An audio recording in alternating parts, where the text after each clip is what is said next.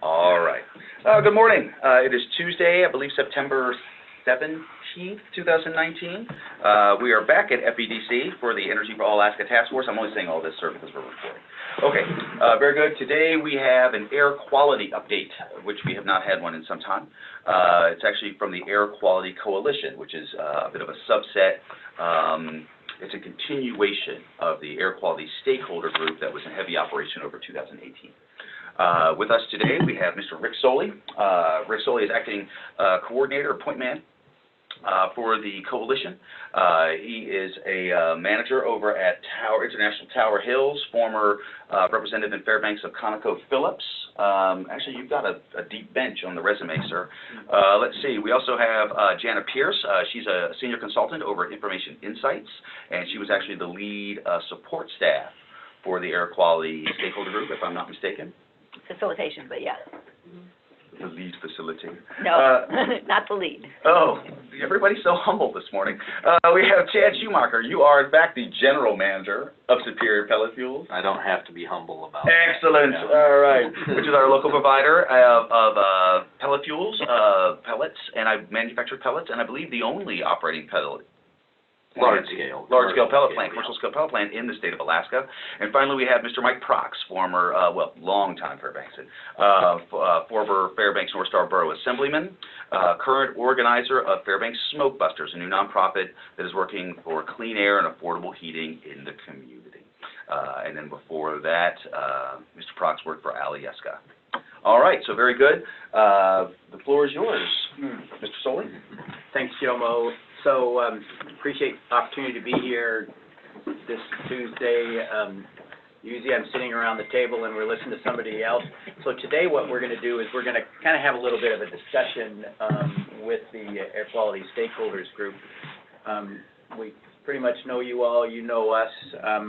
We're really part of your community, and that's what we want to suggest today, is that as a community we're making progress on the air quality issue.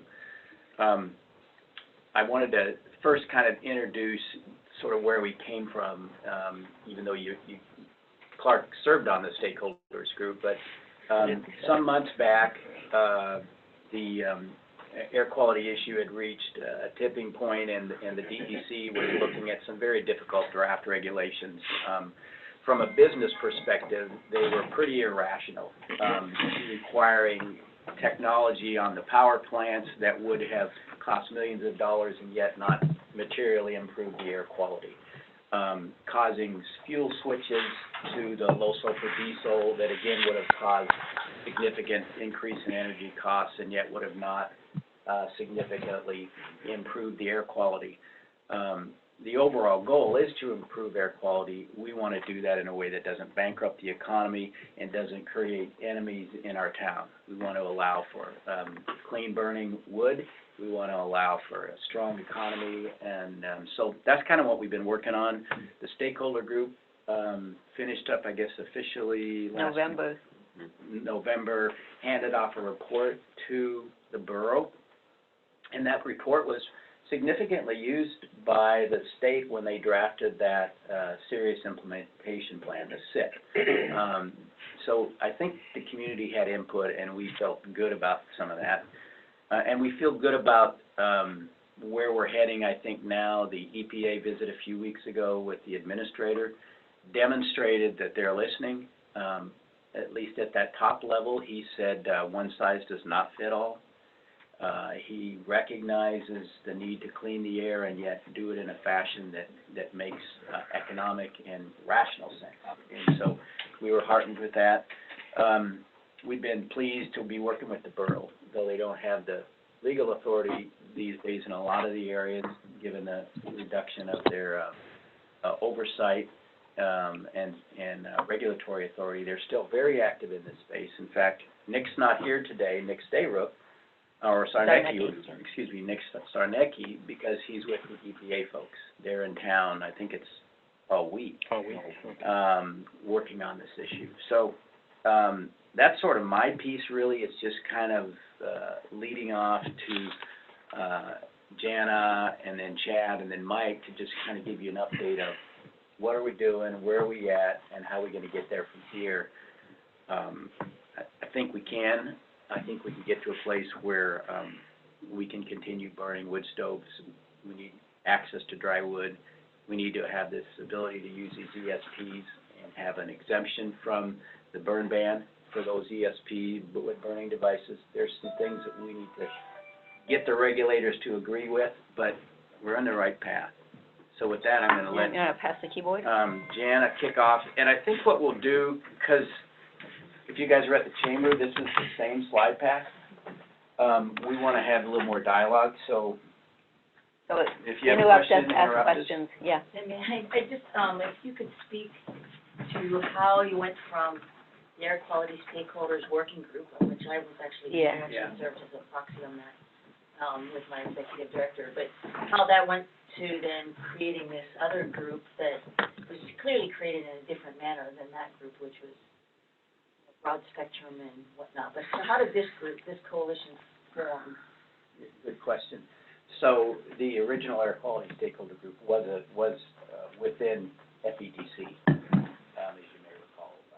Though it was empowered by the borough, actually FEDC was kind of a convener, and we are essentially a part of FEDC now. This, whatever we're called, the Air Quality Group, is a subset of the Interior Issues Council. So when we figured out, how do we get a group together, we were most focused on trying to engage in the SIP process to get a broad group of folks to help us get input and be able to organize to comment. So Jimmy Fox is part of our group, for example, and we tried to get representatives of all the various segments, but not as big as a stakeholder group. We needed to not be 38 people. We needed to be big enough to sit around this table, or small enough to sit around this table, but big enough to get a good set of input. So Jimmy's not with us today, but he's given us, input all along. Does that kind of represent your? Yeah, well, and if I may, really, Rick kind of pulled a lot of interest from some of the commercial, industrial interested parties, such as Superior Pellets, Golden Valley, Aurora Energy, from the industrial, comment side. I know, a lot of it came down to the squeaky wheel gets the grease in this scenario where, some of us were, myself included, were very, I don't know if outspoken is the correct term, but loud. We were excited to continue with what the stakeholders group had done, but I think a lot of this stemmed from what Mike Prax was trying to do in regards to the ESPs and us seeing a need for that as a community. So it was, let's bring a lot of these parties together that have that level of understanding to try to figure out our best ways to promote community involvement in addressing this issue, not just government regulated or government fed support. So, really, that's kind of where my interest came to, was as we were trying to see two major projects to continue the support, one in the community kiln, firewood kiln program, and the other one on the ESP side. So those two different projects were really what I wanted to see, be pushed. Mm-hmm. And that's where I don't know how the individuals were picked for this scenario, but we really brought in a lot of expertise from those two areas. Well, actually, John Davies and I sat down at the beginning and kind of said, okay, let's put together a list of folks that kind of represent various groups, and let's try and get an organization together. And the truth is, we've gone through a summer and a slog, and it's like a lot of things. People that are most interested show up at the meetings, and we've never said anybody can or can't come. And there's been some folks that have been present less, but we always send out our minutes, we send out our stuff, and so we've still got a kind of a broader participation group. necessarily comes to our meetings, I think, and that's okay. We're not, and our group, I think, also has representation in various organizations, whether it's the clean air folks or the smoke busters or various industries.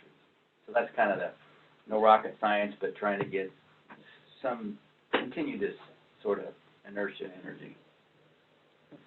So I haven't been involved in this continued effort, but I have been wanting to put together a message to the community that there really are a lot of people working together from many different sides to solve this problem. So I talked with Rick and Marissa at the Chamber a bunch of months ago about let's do, as we're getting into this new heating season, let's do a presentation that shows all the different efforts that are going on in the community in this way. And so this group has been helpful in kind of talking about what they've been doing. And then I've also gotten input from several other groups that aren't in the stakeholders group to find out what they're working on. So I think, a lot of the times this issue has been divisive, but there really is a lot of people that are working in the same direction. And so that was kind of the message, that as well as providing an update for where we're at right now as we're going into the new heating season, what have people been working on. So there we go. So I basically wanted to, before Chad and Mike talk to you about different efforts going on, I wanted just to give everybody an update about exactly where we are in air quality, and I'm going to do that in 4 slides. As Rick said, please interrupt with questions if you want. So basically, this is where we're at. I don't know if you're familiar with this kind of ugly slide, but we need to, let's see, the federal standard is 35 micrograms per cubic meter, and that's that bottom red line that you see there, the horizontal red line. The other red line was the earlier PM 2.5 standard before they lowered it in 1997. 2006. 2006. When they lowered it. Oh, okay, thank you. Yep. So if you look at those kind of the gold and black lines snaking along the bottom, those are the Fairbanks monitors, and you can see that we are honing right in on the 35 micrograms per cubic meter standard. But in order to become in attainment, we actually have to get the values down in North Pole and in Fairbanks. It doesn't count if we just get them down in Fairbanks. So that dark blue line that looks like a lightning bolt, that is the monitor in North Pole at Hurst Road, and the teal line is just the 3-year average of that. So that kind of straightens out some of the jags in the trend. And that red star there, that's where we're at right now. And that's a significant improvement. As you can see, we're going in the right direction at a pretty good speed.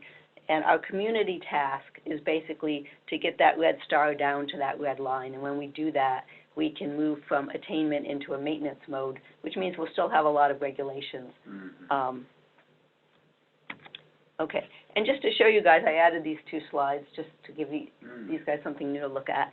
But as of last year, we had the dirtiest air in the country in terms of PM 2.5, and you can see us there in purple at the top. Fairbanks, our 3-year average was 85 micrograms per cubic meter, and that's where you did see some articles saying that Fairbanks had the dirtiest air in the country. And then when I pulled up numbers as we were preparing this presentation this year, these numbers just came out in July, and we are now tied for second worst. So that's improvement. We're now tied for second worst in the country with San Joaquin. And the lines shaded in light blue are the other communities in serious non-attainment. I don't know why Klamath Falls is not in serious non-attainment, but they now have the distinction of having the worst PM 2.5 in the country. So we've come down 20 micrograms per cubic meter, and that's as a 3-year average, so that's pretty amazing.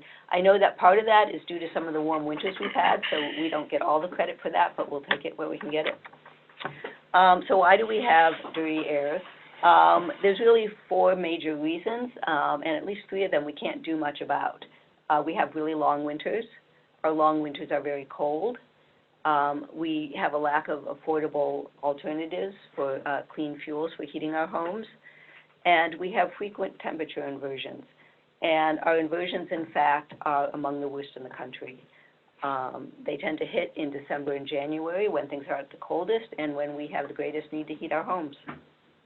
So there's some good reasons why we have bad air. It doesn't mean we don't have to do something about them, but it doesn't mean that we're bad people. Okay, so I don't expect you to read this fine print, but how much PM 2.5 is safe to breathe? And I feel like it's really important to include some detail in every presentation about PM 2.5 and air quality that we do in the community, because so often we just say it's bad for health, but we don't really talk about why. And if any of you have seen Dr. Owen Hanley's presentation on air quality, which I think is like 15 or 20 minutes, and you know, he maintains that the air we breathe is more unhealthy for us than the food we eat or the water that we drink, because we're breathing air several times a minute. And so the question, how much PM 2.5 is safe? The national air quality standard, as I said, is 35 micrograms per cubic meter. But many people believe that even that's not safe, and that other countries have lower thresholds than we do. So we're always told that the people that are most at risk are children, the elderly, and the people who already have heart or lung disease. But more and more studies are showing us that we're all made less healthy by PM 2.5 in ways that we can't see until the damage is already done. It's increasingly believed that, like smoking, there's no safe amount of PM 2.5. It shares many of the same toxic chemicals, compounds as smoking does, but evidence suggests that it can be more harmful. At the cellular level, the wood smoke particulates generate more DNA damage than exposure to the same amount of car exhaust. Due to their small size, PM 2.5 particles are insidious. They are inhaled deeply into our lungs, where they can pass into our bloodstream. They can lodge in our heart, and we now know that they accumulate in the brain. They carry with them an array of toxic chemicals that include dioxins, heavy metals, and highly mutagenic carcinogens. And wherever they travel in our bodies, they create inflammation. What we know is that both short and long-term exposure to PM 2.5 are associated with increased hospital admissions, increased risk of heart attacks, strokes, cancer, and premature death. And now evidence is also emerging that it results in earlier dementia. It literally stages and shrinks our brains. And as you might imagine, even low levels of PM 2.5 are not safe for fetuses or young children. The toxins can cross the placenta, and they result in increased miscarriage, stillbirth, birth defects, and lower birth weights.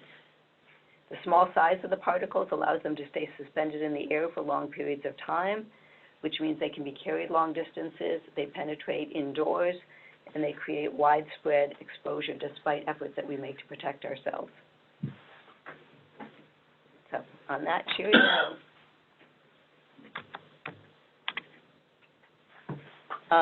this is just an update on where we're at this heating.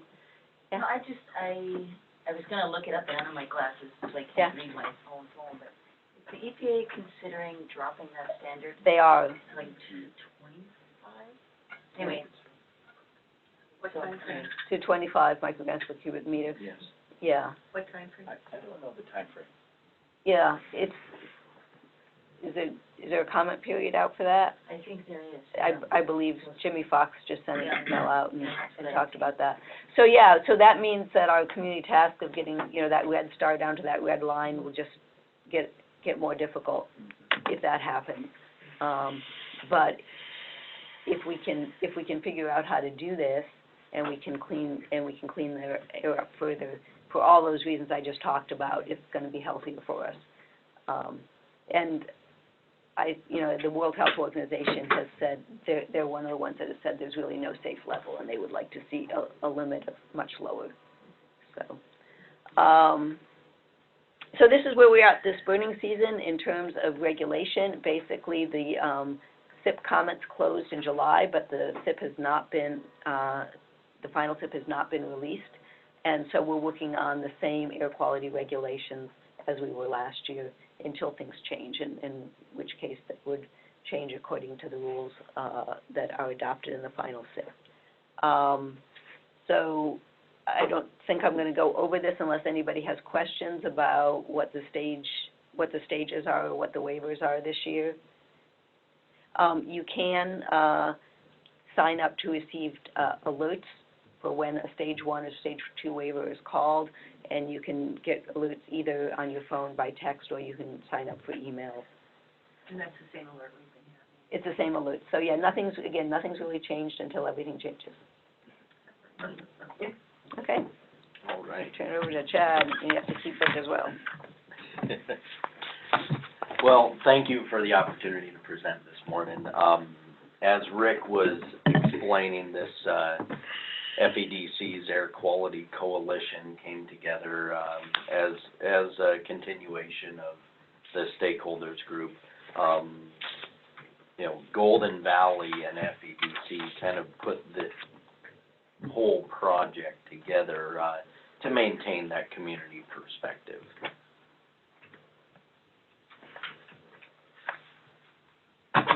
So I'm not going to read the summary of our SIP comments here, but essentially, you know, if you're interested, there's copies available, well, not at the back of this room, but it is all online on the DEC's website. While we have some concerns about specific details of the draft Serious SIP, on a whole, we believe it shows the DEC listened to the input of the Stakeholders group and from the community as a whole.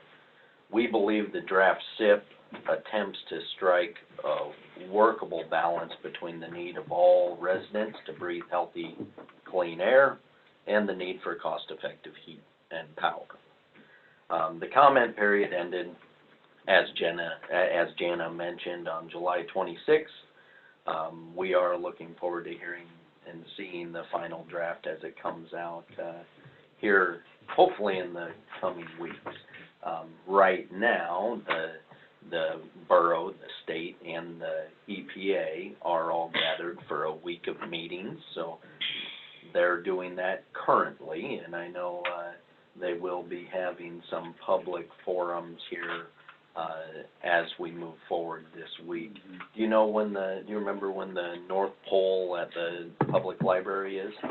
Tomorrow evening. Tomorrow evening at 6 to 8. 6 to 8, that's right. And they're also doing another one with the assembly, is that on Thursday? Nick's doing a presentation at the assembly on Thursday, Okay. so it's probably part of the same thing. Yeah. Can you go ahead and just repeat that again, just very clearly? So a couple of meetings, it's DEC. The DEC and the borough and the EPA are gathered right now this entire week for annual meetings that the three government entities have done for years now. They are going to be doing some private, meetings amongst themselves, and then there will be a public meeting at the Fairbanks North Pole, or the North Pole Library on Wednesday from 6 to 8 p.m. and then the chamber meeting on Thursday will also assembly meeting will cover something. I didn't realize that when I scheduled this. Yeah. So there's a lot going on air quality-wise this week. Dry wood supply solutions. This is one of the key items that us as an air quality coalition addressed as one of the major concerns for and one of the best ways for us to achieve reduction of emissions. From a solid fuel burning perspective, the Air Quality Coalition looked at two issues to address which could drastically reduce the PM 2.5 emissions from the wood burning component. The need for dry firewood and the impact of retrofit devices such as ESPs are those two items.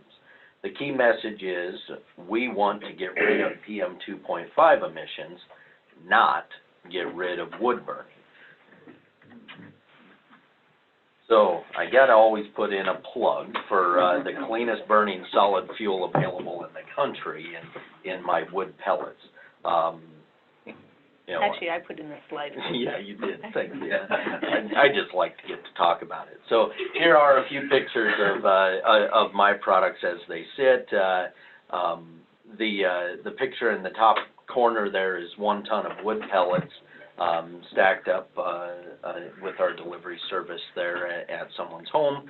The picture on the bottom right there is actually 6 tons of our compressed logs stacked into one individual's 4-cord firewood storage. So, and it's, as you can see, it's only taken up about half of their entire storage space there. So we've been really excited about how clean that product has stored for people, how well it's kept. When it is kept dry, the product is offering significant reduction in emissions. What's the comparison between the pellet and the compressed log in terms of emissions? Well, that's more primarily with the device. So a wood stove, what we've seen with pellets is pellets produce roughly 80% fewer emissions than an EPA certified wood stove on the average. The compressed logs, when they're blended with traditional firewood, the DEC and the borough performed some testing on this product, and when the compressed logs were burned at a blend with dry firewood, they saw a reduction in emissions off of that catalytic stove by 40% on average versus dry firewood alone. And when they blended the compressed log with less than dry firewood, which unfortunately I believe is what most of our community uses, they saw a reduction in the 60 to 70% emissions versus less than dry firewood alone. So the emissions advantages for co-firing or blending this compressed log product has a lot of opportunity to help with these reductions. So as far as the dry firewood component goes in this community, we are absolutely lacking. The key, you know, this equipment does not necessarily exist in our Fairbanks market today. There are a few firewood providers that are trying to address the dry firewood need in our community. Wood Brothers firewood drying system does have the ability to dry roughly on order of about, well, it would end up being about 10 cords every week that they would be able to dry with their system. Unfortunately, our market is so much bigger than that, it really doesn't do anything for us. And until Mike there can figure out something with the DEC for permitting to be able to use his homemade burner to dry that product, it's not even available for us. Northland Wood went a different approach, using Mother Nature as the drying process. They hired a couple high school students this spring and summer and processed and stored dry firewood or green firewood in crates with the intent of selling them then again this fall. Unfortunately, the weather that we had from late July through now has not been good for helping with that drying process, and unfortunately that's going to transfer to a lot of the home users that are processing their own firewood. The wood they expected to put up in the spring is not going to meet emissions or moisture standards that we need below 20%. And what does the draft SIP say in terms of requirements for selling dry fire? So in 2021, it will become illegal to sell within the non-attainment area a product that does not meet dry firewood standards. So that being said, we're looking at a market, you know, At the boundaries of the non-attainment area. yeah, that could, you know, we've heard numbers as low as 30 to 40,000 cords a year, up to 70,000 cords a year in the That's what, non-attainment area. That are consumed, or That are consumed, yeah. will be So, needed?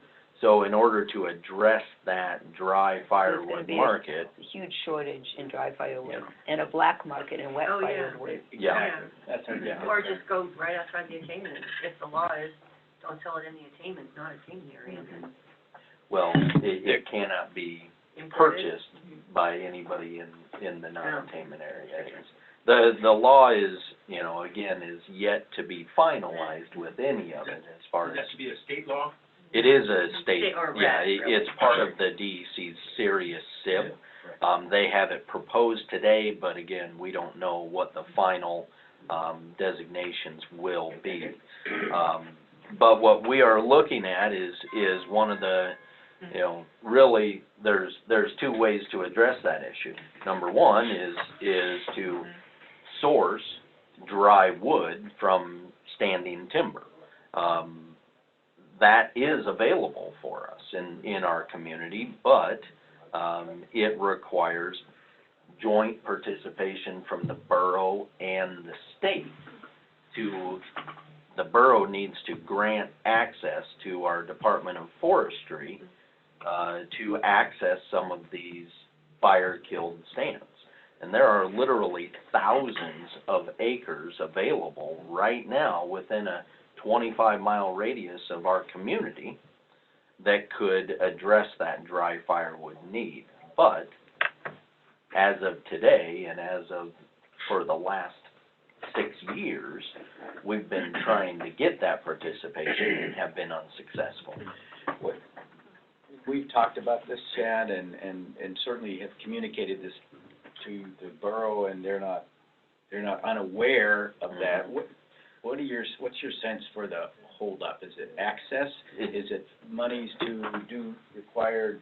It's road access, is my understanding for it. And I've spoken with the borough and I've spoken with the state, and I know they have tried to work together on this, but essentially, state forestry is telling me that the borough is not budging in regards to their road building standards to access the area. Their, you know, timber industry has pioneered many miles of roads throughout this state. And once that road is pioneered, then industry can come in to develop it to a borough standard or borough spec road. Now, this has been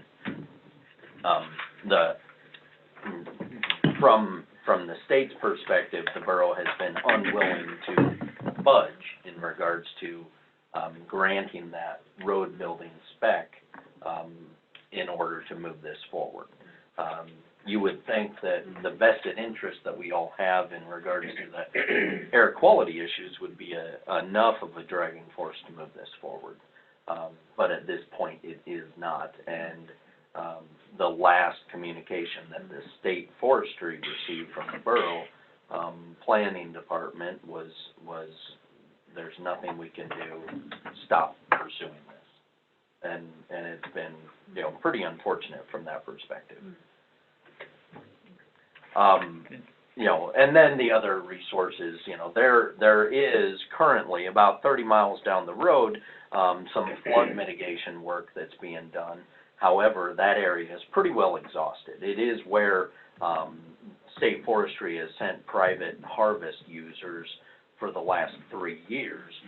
And then they've also done commercial firewood sales out of those same areas. And that resource has been harvested and put to use, but most of it's gone now.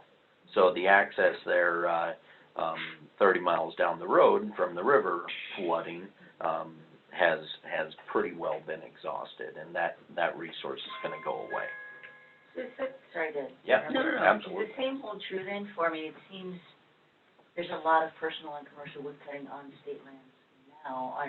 Is there, like, of these areas, beetle infestation, wind damage, fire damage, whatever, are there large areas that are accessible just on state land that would not require partnership with the borough at this time? There are, but in order to address, and I guess what I'm looking at is not necessarily from the commercial harvest side of things, but from the residential harvest side of things. A residential harvest isn't going to go 100 miles away to address their firewood needs.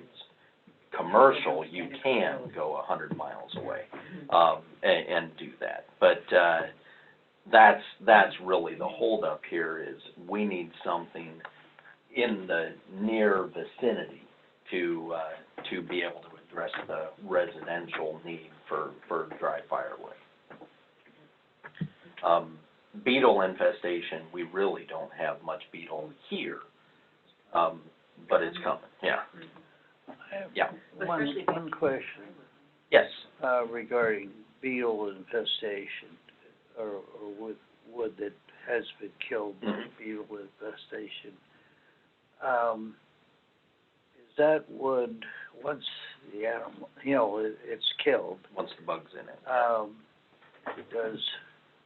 is there any problem with spreading that beetle infestation with By wood? bringing that wood to our community, Yeah, absolutely. we bring it to our community, then the next thing you know, we got Yep. our That's- own trees. That is absolutely part of the concern. So the Forest Practices Act, the State of Alaska Forest Practices Act requires any spruce bark beetle infested harvest, and really, for that matter, any spruce harvest, as specifically spruce, cannot be harvested and decked on site for longer than 1 year. It has to be put to market or moved, transported to a new location after 1 year. That's been part of the Forest Practices Act in order to help control the beetle spread for, well, as long as I'm aware. I think 2001 is when that revision officially took place. Let's keep going. Yep. There's, before we get, there's some Can we do this? bright news, somewhat. Talked to Mark Sanford, who does the gravel burning up by Moose Creek, and because he's got that contract for burning PFAS soil, he's going continuous production. This is a basic visual demonstration to show the difference between heating your home with wet wood versus dry wood.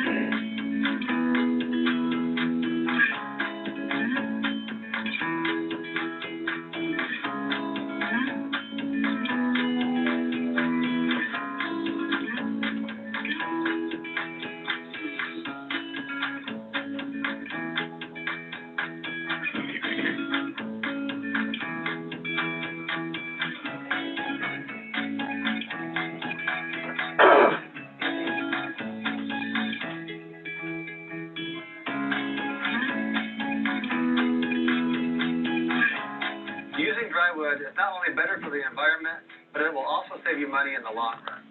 If you burn wood, please do so responsibly. Only burn wood that has 20% or less moisture content. Visit aqfairbanks.com to learn more about the benefits of burning dry wood. So, let's see if we can get this beyond that. I forgot to let Chad set that up. Oh, no, that's just fine. This is a new video that the borough's Air Quality Division has put out, and came out in July, I think, and Might have to escape.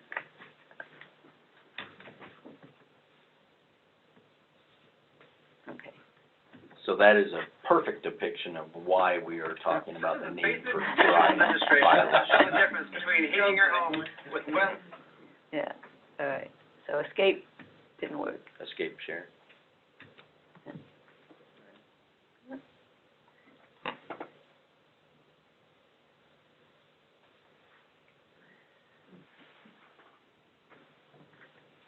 We can keep going. Yep. Why don't you talk about the wood stove changeout program? So and- wood stove changeout program is something that the borough has done for a number of years. It's actually been very successful in getting rid of some of the highest polluting solid fuel burning devices.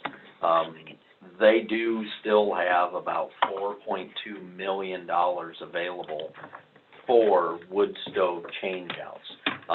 Out of that $4.2 million, Nick mentioned $1.4 million remains available for a wood stove changeout from wood to a cleaner wood or solid fuel burning device.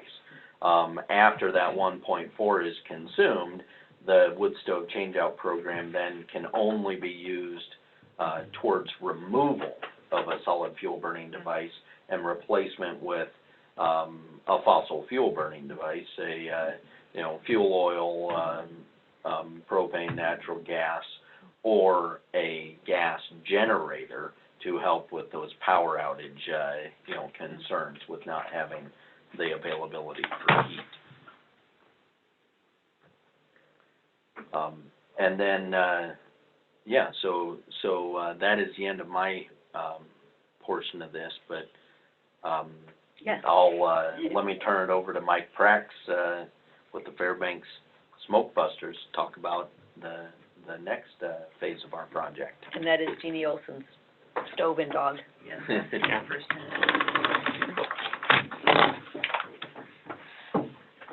Do we want to, well, no, I'll just go with that, that's right. Yeah. I don't know how to run this thing, too many The buttons. down This button Yeah, that is one. the one. All right, so we're into electrostatic precipitators is what we're working on, the smoke busters, trying to get those installed in the North Pole non-attainment area, there we go. And the smoke busters came together, Jeannie Olson, Jimmy Fox, Patrice Lee, a few other people that were really interested in the clean air, got together, going on a year ago now, with folks that were primarily concerned about the burn ban, stuff that would be the targets of the burn ban. And we got together and started swapping ideas, and then this culminated in the smoke busters. And what we were interested in was the firewood industry adds about $30 million in locally generated value. That's kind of important. That didn't get enough play, I didn't think. And it's the least expensive fuel. Wood is the least expensive fuel available. It provides a hedge against fuel price increases. Given the news of the last couple of days, that's important. And it's considered a carbon neutral fuel source. And the wood smoke pollution can be reduced to a considerable degree at little or no cost. Just operational and dry wood is the big ones. And then the alternatives to wood for those who are burning wood, especially cutting their own, are prohibitively expensive. Fuel oil compared to cutting your own wood is dollars out of your pocket. And our thought down on the bottom line is you have to burn responsibly, because you can own a dog, but you can't let your dog run onto your neighbor's yard, and therefore you can burn, but you can't let your smoke run onto your neighbor's yard. So that's the premise we're going on. And the electrostatic precipitators have been around for a long time. I won't go into a lot of details, but it's just basically an electrode inside of a pipe with a transformer that puts high voltage on that electrode, and as the smoke drifts by, it charges the smoke particles and drives them to the side of the pipe. And Jeannie has used hers now for 2 seasons, and she's gotten very good results out of it. And her results, you can reduce PM 2.5 emissions by 60 to 80%. They've been in use in Europe. They're not, the rub is they're not certified by the EPA. Went through that, so that's roughly a graph of how it works, our graphic. And this is our target plan is to, we want to get 50 of these installed in the area around the Hearst and Dawson monitor for this winter. And the borough is doing laboratory tests on these to get official information for the DEC. We're trying to get operational data, and then they will hopefully do some in situ testing on the devices as they're installed to see what the actual results are going to be.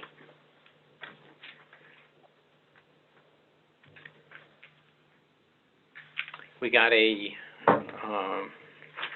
support from GBEA to should be able to get our 50 installed. The money that we got from EPA. I'm sorry. Is there a question online? No. And we're looking for, and this is going to be important moving forward, because well, I've been running around now for the last 2 or 3 weeks out in the North Pole area, and there's a lot of people who are in a financial position that they're not going to be able to shell out the bucks for a electrostatic precipitator, and then you don't get any more heat out of it, so it's just for the benefit of clean air. And to keep this going, we're going to have to probably subsidize this other ways. Cost is, I'll say substantial. Substantial. It depends on how complicated the installation gets, but it's going to be $2,000, maybe $2,500 bucks, depending on to get them installed. The price of an additional wood stove, which are not. Yes. Correct. So, Catherine, go ahead. Is GBA money being used to offset that? Yes. But so you're going beyond those 50 right now and talking about. I'm talking now. When we get beyond these 50, we're going to be, we're going to have a challenge there to keep this thing going, and then figure out. Well, hopefully, if we get blessing dispensation from the EPA so that you can operate your stove during the burn ban conditions, then there's a significant financial incentive to do it. That'll help a lot. Well, Mike, we saw a video about the use of dry wood. Yep. And the improvements that makes. Yep. Can you burn wetter wood with this? Nope. So it's still the dry wood, whether you're burning dry wood with or without this, those improvements that we saw in the first video are recognized with or without this. You can't burn like 10% wetter wood or something like that. That just wouldn't be a good idea. I think. No, it isn't a good idea, Yeah. but I'm just trying to understand is Yeah. there a benefit there that you can sell to people that are cutting their own wood or, that kind of stuff? We're really kind of going the other way. We're really emphasizing that you want to burn dry wood. The reason is this thing probably will take out the particulates, but with dry wood you get dry soot, and the soot eventually flakes off and goes out the chimney. If it's wet wood, then you get tar and et cetera, and the stuff isn't going to fall off. So you've got additional problems. So would be to use, you could get them all instead of fighting with wet wood. Oh, yeah. If you've got $2,000 in your pocket and you're not burning dry wood, go buy some dry wood. Catherine? This actually goes back to the wood conversation, so I'm a little out of sync here, but I'm thinking about the research been done recently on green wood. Once it's hard, 24-hour frost. Right. And then it drops the sap and is eventually dry. How are we? It's not quite that good. 20%, pardon? It's not quite that good. Okay. But it could be certainly good for next year, but not then for this year. Yeah, definitely something I learned just with that presentation, and I'm in the same boat as a lot of people. I thought, if you're cutting hardwoods, cut before the leaves come up, and in the center, in the fall after the leaves fall off. But it was worth paying attention to the temperature, because when you collect birch syrup, there's a week when the sap is running. Yep. Anyway, just learning more about it is what it boils But down to. you can also use the ESPs on pellet stoves, and you Yes. get even better emissions reductions using them on pellet stoves. So using them with a dry product results in an even better emissions reduction. Yeah. And I asked the guy, when he first presented on the ESPs about burning with green wood, and his answer was, why would you do that? Right. It Yeah. makes no sense. Yeah. It's just, Yeah. why would you do that? Yeah. And he didn't think they would really work. Yeah. Where do we go here? Yeah, well, so we gotta wait for the data from this pilot project and, kind of figure out our next steps with that. What about progress on the part of the borough, they were doing the lab testing? That's the next slide, I think. Okay. Oh, he's over there. You're ahead of us, Clark. Yeah, you're getting there, yeah. So the, borough, I think, spent some of our own money on this. They bought an ESP, electrostatic precipitator, and then also there's a catalytic device that they're testing as well in a laboratory stove, because they need to get laboratory tests for the EPA. And those results are supposed to be out in November now, I believe. Yeah, so Okay. oh, go ahead. I was just gonna ask if that was the money that was put aside for the ESP testing prior to the vote last November, and then there was discussion about whether or not. Correct. So that's where it went? Yeah, and so, Nick makes the point that really Fairbanks is blazing new ground with retrofit control devices. There's nobody else in the country that's doing this work, and, let alone somebody that's in a serious situation. So the cost of being first means that, there's a lot of hurdles to get over, and we probably will run into a couple of those hurdles. It may not all be smooth sailing. The reason to do the testing is to get regulatory approval. So they're also testing a retrofit catalyst. Instead of one where you buy a catalytic stove, you can get a retrofit catalyst, and they're testing those as well. If we can get approval, EPA approval for some of these, then we can provide maybe stage 1 waivers that will provide a big incentive for people to actually spend the money to install these things. The other advantage of doing the testing is that if they're approved, then it opens up future funding opportunities, so that maybe we can get funds like the funds that we have for the wood stove changeout. Right now, they can't be used on these retrofit devices. But if we can get them approved, then we could get funds to help with really large-scale implementation. Because obviously, just putting these devices on a few stoves here and there isn't going to make the wide-scale improvement that we need in the air quality. Yep. Yeah, so I just wanted to recap. So initially, I thought we'd have like a bunch of speakers that could each get up and talk about what they were doing, but then I realized, this was for the chamber, that we really couldn't have like more than 3 speakers, because that just gets like popping heads, people popping up and down. But I did talk to Patrice Lee and Jimmy Fox and Gene Olson about kind of what the Citizens for Clean Air, which is another community group that's been working on this issue, has been doing. So in addition to working with Mike to set up the smoke busters, last winter they spent a lot of time just getting more of these purple air monitors into schools and homes around Fairbanks. And if you haven't seen them, it's just that little device you can see. That's a guy in Juneau. He doesn't look like he's in Fairbanks, does he? But that little small device, they're about this big. They go on. You can put them inside your house or outside your house.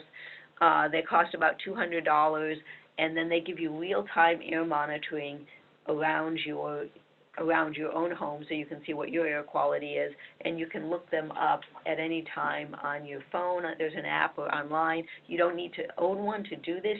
I did this all the time. I think a lot of other people did this summer when the smoke was really bad. If you can see that third picture there with all of the deep maroon, that was during a really smoky week in Fairbanks, and you could see where the bad air was, because it did vary around town. So you just Google on purple air and a purple air monitor, and you'll be able to go to this site. So they've been working on getting a lot more of these around, which really does raise awareness. And then just a couple other things that are going on. There's two participant science opportunities coming up if they get funded. We're waiting to hear on both. One is the SnapTech program that Dr. Bill Simpson is doing at UAF. So they have a grant proposal into NSF, and that would involve people in research, and if it gets funded, you'll hear a lot about that. The other one is the Haven project that CCHRC and Information Insights has just put in a proposal to HUD.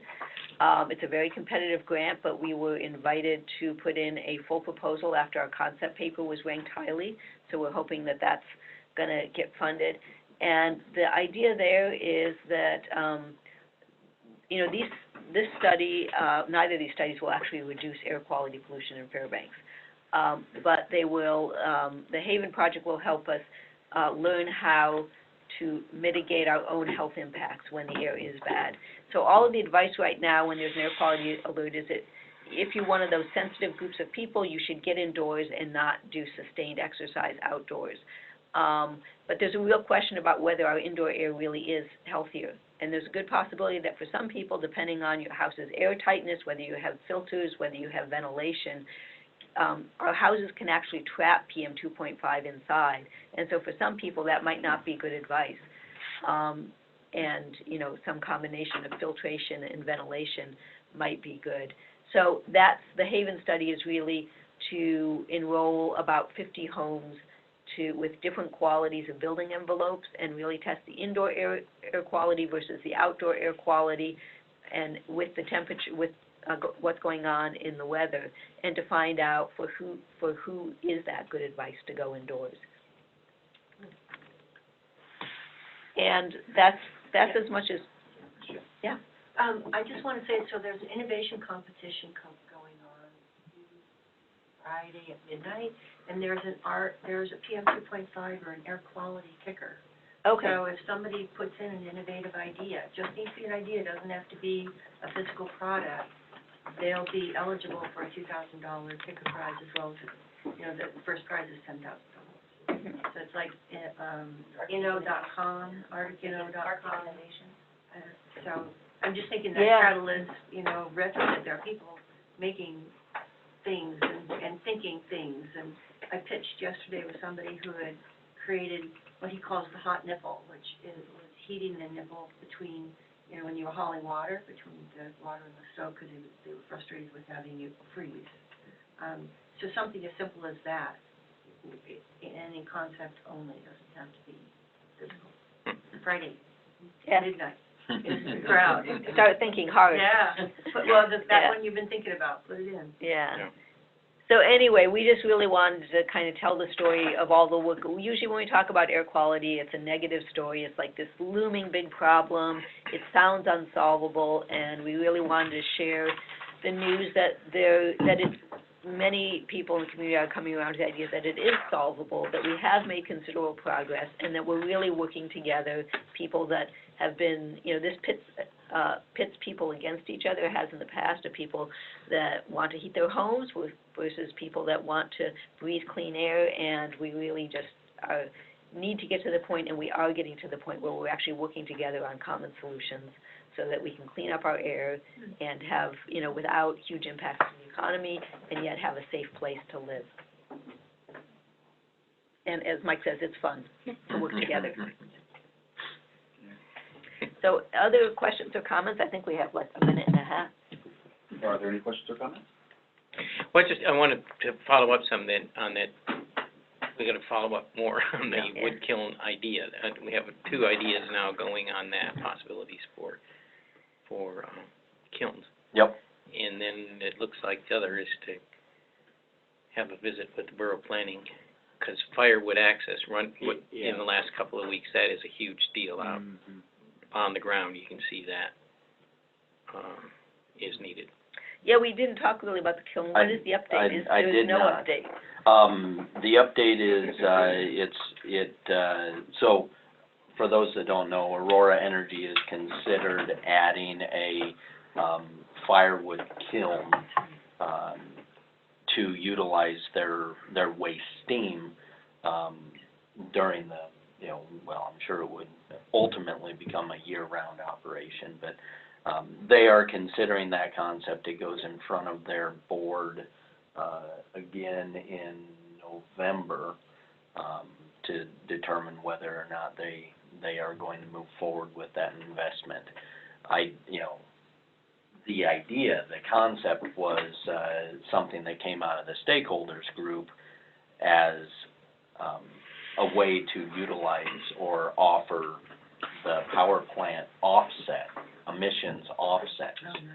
But the DEC did not accept their proposal to offer them offsets because of the change of, from the, when we went to a 5% per year reduction plan, the backed versus, which is best available control technology versus best available control measures,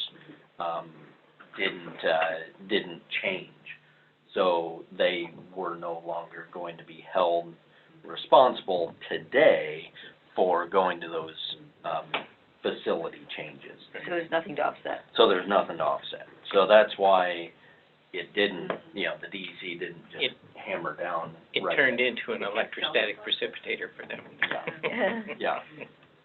We still think there's opportunity for that to be something that's worked out with the EPA, the DEC, and a potential kiln operator, but that may be under the next set of guidelines of 5%. The core volume is hard to reach any other way, not any other way, but to be able to get that level of To guarantee advance. guarantee the availability of a quality fuel, it is as close to a necessity for this community as possible.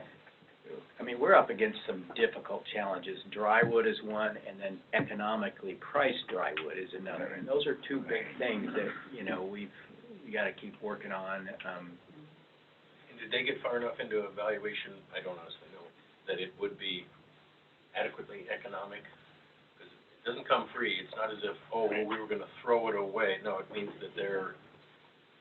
But they were gonna throw it away. The But volume, build a building, need to maintain space. the volume-based economics would result in a cost nearly identical to today's green firewood sales in the winter. So And it would be dry. the market price right now in the winter for dry spruce is roughly $3.50 a cord for whatever's available in the wintertime. That was the targeted price point for the kiln to sell. But they would have commercial harvest, so they could... It'd be volume-based, volume-driven is really the key why, In line with potentially 40, 50, maybe 70,000 cords that this produce, or if possibly process 10 or 15,000 a year, if we're running year-round. 42 cords every 36 hours is what it would look at. So the volume, the initial rollout design would be 10,000 cords max. And that would be virtually every day. Yeah. Which means there's room for two kilns. Yeah. Right. And really you should. Yeah, well, and it would be ideal if we get them, because there's kind of two separate markets. There's one on one side of Fort Wainwright and one on the other side. Yeah. But Well- the key there is you gotta grow the market and grow the demand before you. Well, if the final SIP includes that date certain for dry wood sales, then that's really gonna create a crunch in Fairbanks, because it takes time to dry wood. And then, of course, you can have a summer like we had this summer. So if your wood storage isn't, or even if your wood storage is good, that moisture's just in the atmosphere. If that date is November of 2021, looking at the timber industry as we sit today, November is the absolute latest we could make that decision and still have a kiln available to meet those demands. This November. This November, yeah. The absolute latest. So 6 weeks, Yes, or maybe November 10 weeks. Well, Before we go, is there anything you'd like to highlight, as far as a website or anything for people to go to see continuing information? Is there anything like that, or is it mostly kind of at the DEC or at the community, the borough air quality? Borough Air Quality website and the DEC website. They continue to try to make those a little bit easier to navigate, but there's a ton of stuff there.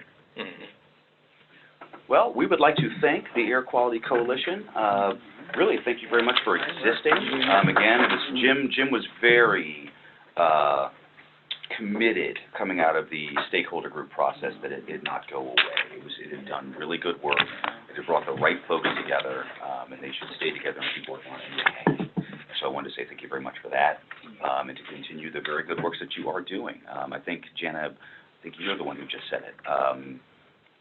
We can get there if we work together, and frankly, the more we are working together, the further we're getting, in better ways. Because I had early conversations when I was still over at IGU with the EPA, kind of preliminarily working through some of their preliminary recommendations, and we are way better off right now than we would have been had they simply implemented some of those things they were talking about. Part of that was the EPA attending the stakeholder meeting.